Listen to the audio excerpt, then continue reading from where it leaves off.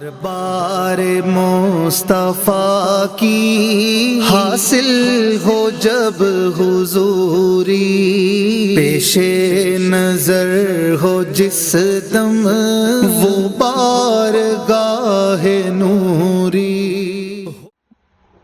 ویسے تو توحید کا لغوی معنی یہ تھا کہ اللہ کو ایک ماننا، اللہ تعالیٰ کو ایک ماننا، وحدہ لا شریک ماننا۔ اور پھر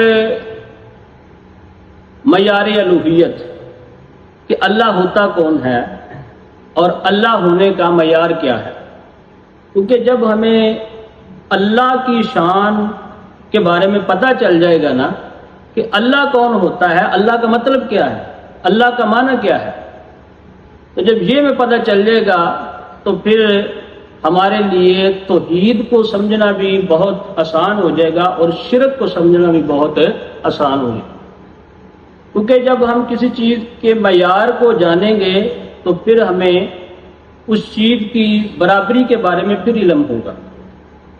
جب ہم کسی چیز کے معیار کو ہی نہیں جانتے تو پھر ہم کیسے فیصلہ کر سکتے ہیں کہ یہ چیز اب اس چیز کے برابر ہو گئی؟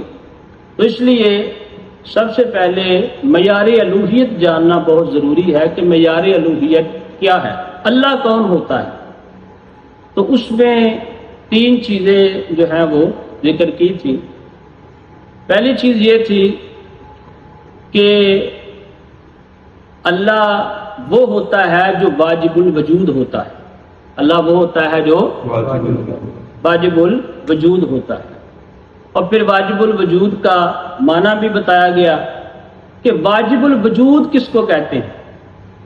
واجب الوجود اس ذات کو کہتے ہیں کہ جس کا وجود کائنات کے لیے ضروری ہو، جس کا ہونا کائنات کے لیے ضروری ہو، کہ اگر وہ ذات نہ ہو تو پھر کائنات کا وجود بھی نہ ہو۔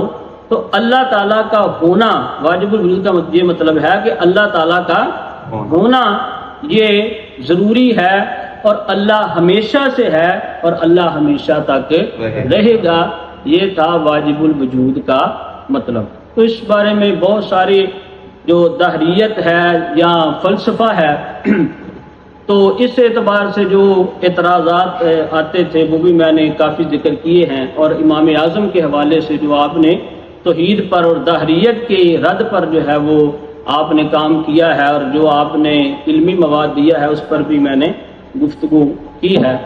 تو اس لیے جو ہے میں خلاصتاً اور مختصراً یہ باتیں عرض کرتا ہوں۔ تو پہلی یہ تھی واجب الوجود، اللہ کون ہوتا ہے جو واجب الوجود ہوتا ہے۔